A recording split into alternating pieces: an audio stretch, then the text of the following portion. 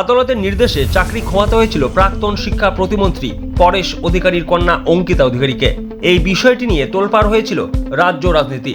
এবার সেই অঙ্কিতাকেই দেখা যাবে রাজনীতির আঙ্গিনায়। অঙ্কিতাকে কোচবিহার জেলার সম্পাদকের দায়িত্ব দিল তৃণমূল কংগ্রেস। তা নিয়েই এখন জোর চর্চা জেলার রাজনৈতিক মহলে। লোকসভা নির্বাচনে মেখলিগঞ্জে ভালো ফল করেছে তৃণমূল। এর পেছনে একটা বড় অবদান ছিল প্রাক্তন মন্ত্রী পরেশ অধিকারীর। তাতেই খুশি দলের জেলা নেতৃত্ব। সেই কারণে অঙ্কিতাকে এবার গুরু দায়িত্ব দেওয়া হলো বলে মত রাজনৈতিক বিশ্লেষকদের। শুক্রবার জেলা সম্পাদকের পদে পরেশ কন্যা অঙ্কিতার নাম ঘোষণা করেন তৃণমূলের কোচবিহার জেলা সভাপতি অভিজিৎ দেব ভৌমিক। অভিজিৎ বাবুর বক্তব্য, অঙ্কিতা শেষ নির্বাচনে পরেশ অধিকারীর সঙ্গে একযোগে দলের জন্য কাজ করেছেন। দল ভালো জায়গায় পৌঁছেছে, তাই ভালো ফলের কারণে তাকে নতুন পদে আনা হয়েছে। এই প্রসঙ্গে অঙ্কিতা অধিকারী জানান, জেলা সম্পাদকের দায়িত্ব পেয়ে তিনি খুশি। দলের জেলা সভাপতি তাকে এই দায়িত্ব দিয়েছেন, তিনি সেই দায়িত্ব গুরুত্ব সহকারে পালন করবেন। প্রসঙ্গত, নিয়োগ দুর্নীতির অভিযোগ এখনো চলছে চাপানো উত্তর। এখনো জেলবন্দি প্রাক্তন শিক্ষামন্ত্রী পার্থ চট্টোপাধ্যায়।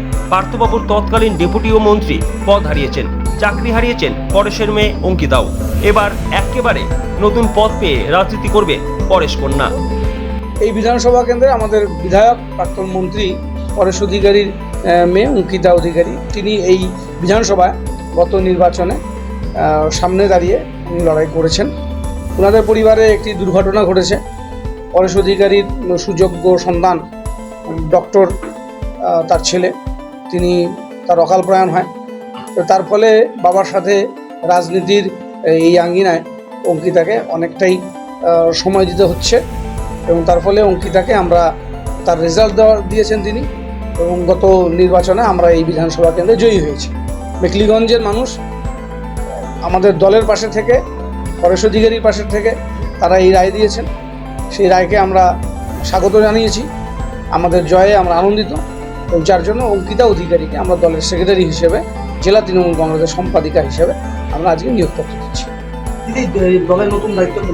হ্যাঁ, আজকে আমাদের কোচবিহার জেলা সভাপতি হিপ্পিদা ওনার নির্দেশক্রমে আমাকে যে দায়িত্ব দেওয়া হয়েছে সেক্রেটারি পদে, আগামী দিনে দলকে যাতে সুষ্ঠুভাবে পরিচালনা করা যায় সেই দায়িত্ব আমি যথাসাধ্যভাবে পালন করার চেষ্টা করব। এবং বিগত যে লোকসভা নির্বাচনে যেভাবে বাবার সাথে প্রচারে বেরিয়েছিলাম এবং দলকে যেভাবে আমি সাথে পেয়েছি, আগামী যে ইলেকশন আসছে সেই নির্বাচনেও যাতে দল সবাইকে সাথে নিয়ে আমি যে দলের হয়েই সবার হয়ে কাজ করব, এই আশাই রাখছি সকলের সামনে। নমস্কার। Sponsored by Bishal Emporium. যুগ বদলেছে জীবনের ধারা, তাই নিজের ঘরকে শৌখিনতায় মুড়ে ফেলতে চলে আসুন।